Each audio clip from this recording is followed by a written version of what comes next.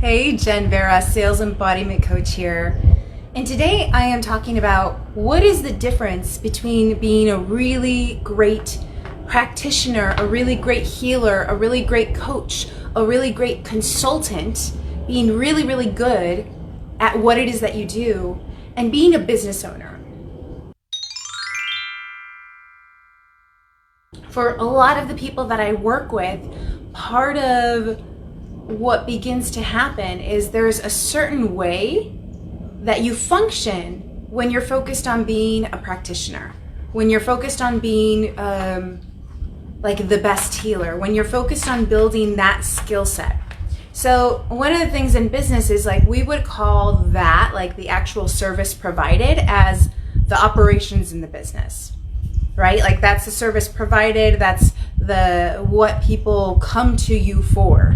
And it's so important that you develop that and have a sense of mastery over what you do, because that is what allows you to build your reputation. That's what allows you to generate referrals. That's what allows you to thrive and provide high service to the clients that you have. And when you're already doing that, and when you know how to do that well, there's another level. And that's like beginning to see yourself not just as that coach, not just as that healer, not just as that individual that is really, really good at what she does, but it's beginning to see yourself as a CEO. It's beginning to see yourself as a business owner.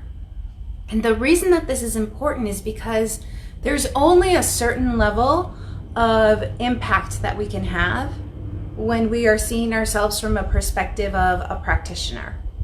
So what is the difference, and how do you step into greater leadership as a CEO, as a business owner, and what does that look like? What does that mindset look like?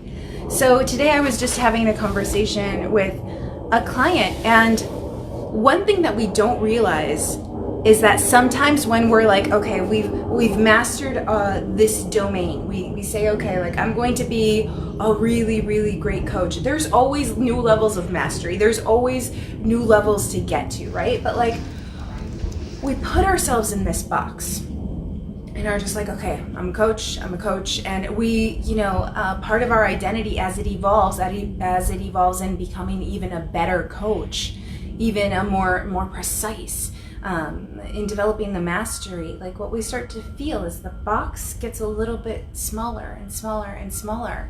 And when the box is smaller and our energy as we grow is contained in that, and it's contained in that, and the box is the identity that we're identifying with, by the way, like, and we're contained in that, like the next level is, it's asking us to step up into leadership.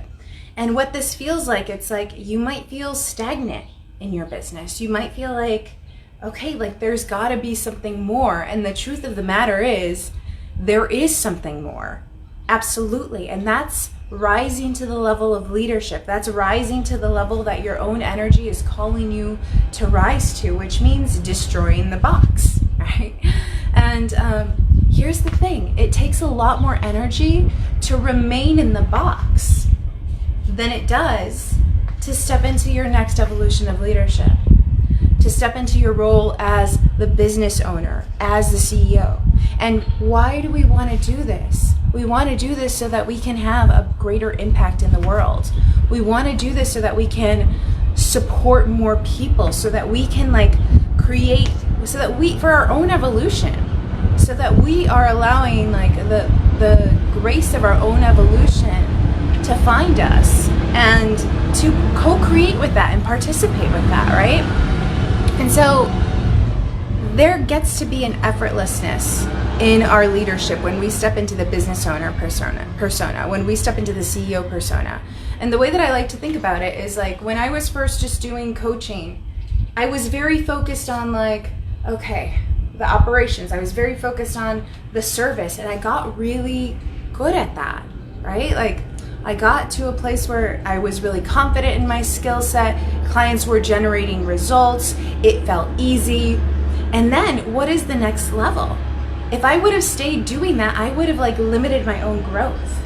So the next level is leadership. The next level is beginning to see yourself as a CEO, and a CEO is able to kind of rise beyond what the practitioner sees. If the practitioner sees like just this way, the CEO must rise to see like, trying to get it in the shot, like up here, you know, and up here provides a bird's eye view. And with that bird's eye view, there's a sense of equanimity.